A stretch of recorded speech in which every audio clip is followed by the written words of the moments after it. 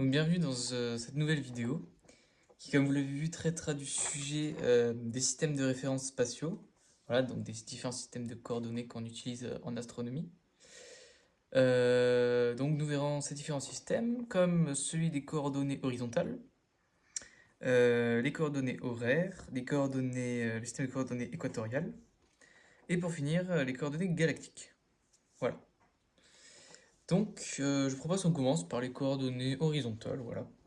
Donc ça sera sous forme de schéma hein, pour mieux comprendre.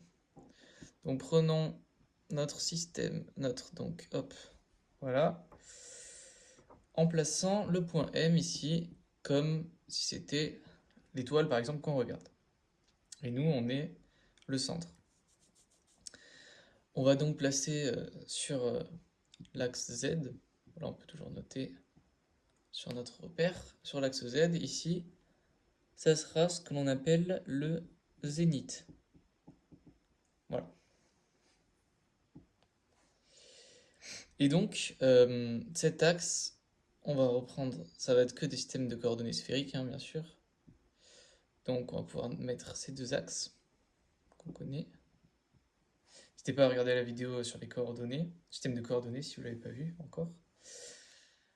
On va alors noter cet angle qui d'habitude on note phi, ici on va le noter A, qui va être l'angle comme azimutal, ça va être l'angle azimut, donc qu'on appelle comme ça, donc cet angle-là. Et ici, on va avoir donc l'angle H, qu'on a appelé H comme la hauteur, par rapport à l'astre qu'on regarde. Voilà. Et généralement, dans ce système, on se place de telle sorte à ce que ici on est à l'est, que ici ça soit dirigé vers le sud. Voilà. Alors, petite chose en plus, si vous voulez, ce qui est de l'autre côté du zénith s'appelle le nadir. Voilà, en plus, pour savoir. Donc maintenant, alors, comment varient les angles H et A? On sait que H, lui, va varier parce qu'on a différents systèmes. Si c'est des angles, par exemple en degrés, en radians, en secondes d'arc ou en heures, minutes. Donc H varie donc en degrés de moins 90 degrés à plus 90 degrés. Et A, lui, va varier entre moins 180, on le voit. On voit que H, lui, va varier entre moins 90, donc cet axe-là, à 90, et A de moins 180 à 180 degrés.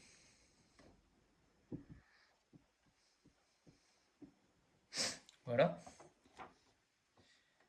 parfait. Donc on sait également que l'étoile, on peut dire qu'elle se lève si H est égal à 0, qui sera au niveau de l'horizon en fait. Euh, et donc on va dire que quand, euh, quand H va augmenter, l'étoile se lève.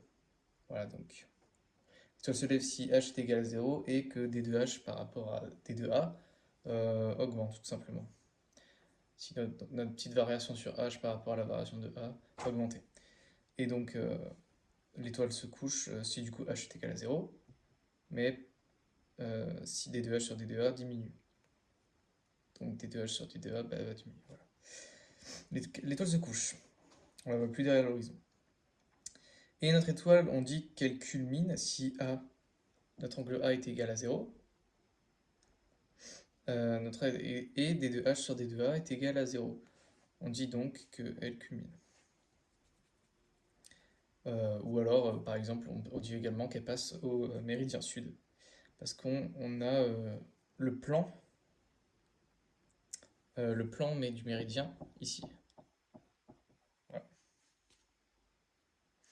Très bien, donc voilà pour ce premier système de coordonnées. Hop, on va passer aux coordonnées horaires cette fois-ci, donc on va pouvoir retracer notre schéma. Voilà, donc c'est toujours pareil. On a toujours donc ça, parce que c'est toujours un repère sphérique. Donc ce repère-là, avec ici notre étoile, point M. Mais cette fois-ci, on va noter non pas H, mais delta minuscule. Voilà, delta minuscule. Et cette fois-ci, on va pas avoir A, mais on va avoir grand H, qui sera dans cette direction. Ou des fois, vous pourrez le voir noté A, indice petit h. Mais bon, c'est la même chose. Voilà.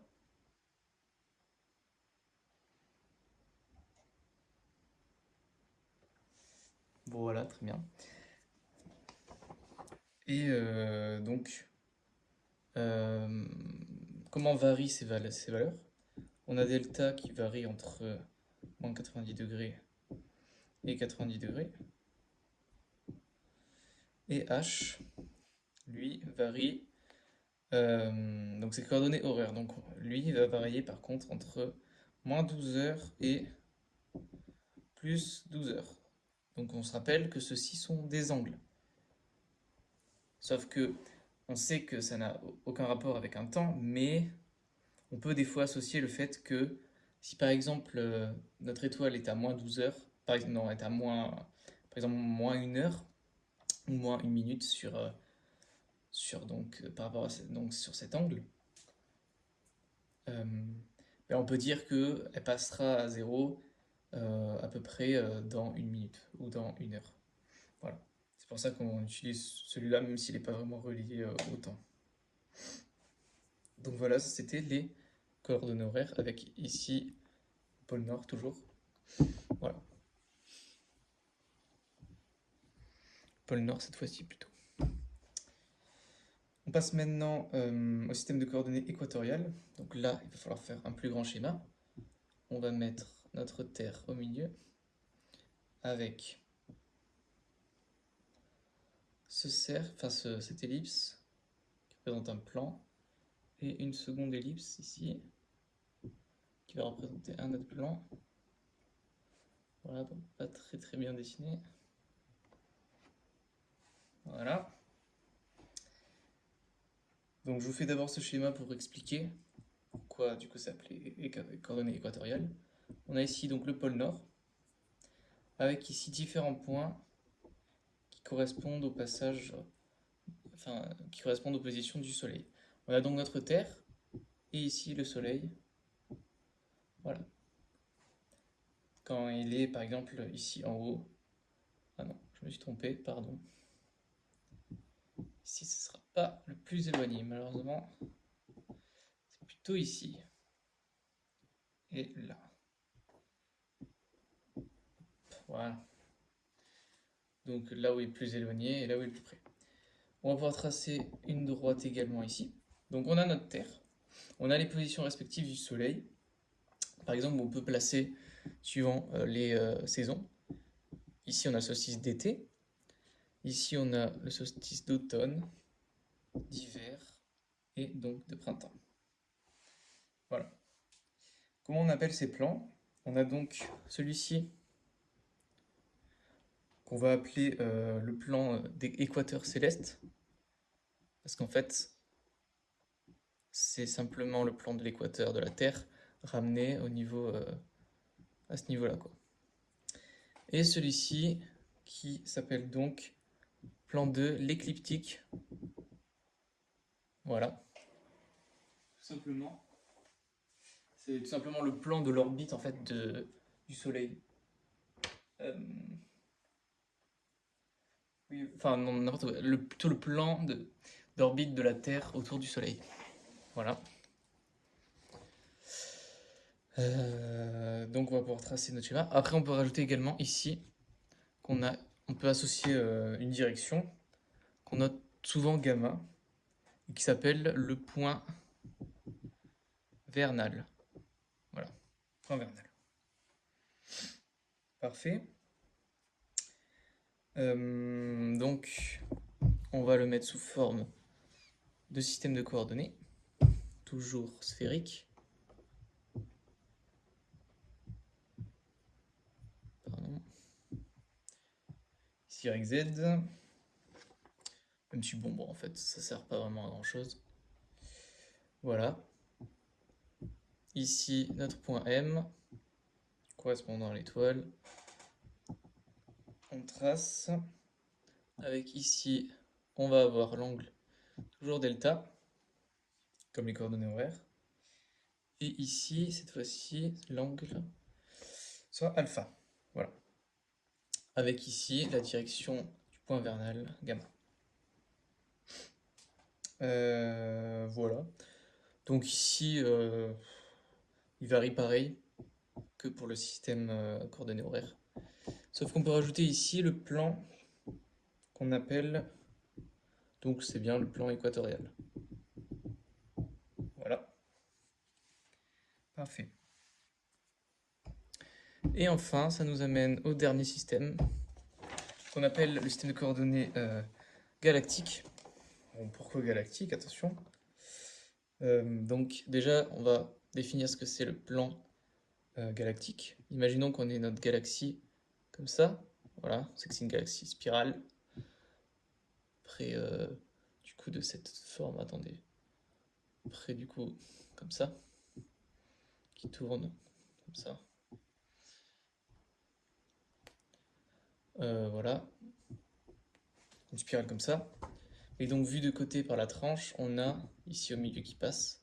Donc, nous, on se situe à peu près par là. On a donc ce plan qu'on appelle le plan galactique. Voilà. Bon, ça ne sert pas à grand chose pour l'instant, mais vous verrez par la suite. Donc, les coordonnées galactiques, toujours sphériques. Voilà. X, Y, Z. Même si c'est pas forcément très utile. On a ici ce qu'on appelle le pôle nord galactique cette fois-ci. Pas simplement le pôle nord, même si ça ne change pas beaucoup, juste plus grande échelle. On a donc notre point M qui sera en fonction de L et V. Vous allez voir, ce sera les angles. Donc on peut retracer la même chose. On a cette fois-ci ici l'angle qu'on appelle B. Et ici l'angle qu'on appelle L. Voilà. Avec X qui pointe ici, on va dire environ, vers le centre de la galaxie. Voilà. On définit comme s'il pointait vers le centre de la galaxie. Même si c'est à peu près... voilà. Et donc comment varient B et L, donc nos fameux angles? On a B qui appartient donc en degrés moins 90 et 90 degrés. Et L, lui, qui appartient à 0 degrés, 360 degrés. Voilà, donc c'est les deux en degrés, sauf que L lui varie de 0 à 360. Et enfin, pour finir, on va pouvoir définir ce dernier plan qu'on appelle le plan galactique, vu tout à l'heure, qui est donc ce plan-là au niveau de notre galaxie. Voilà. Merci d'avoir suivi cette vidéo. N'hésitez pas à vous abonner.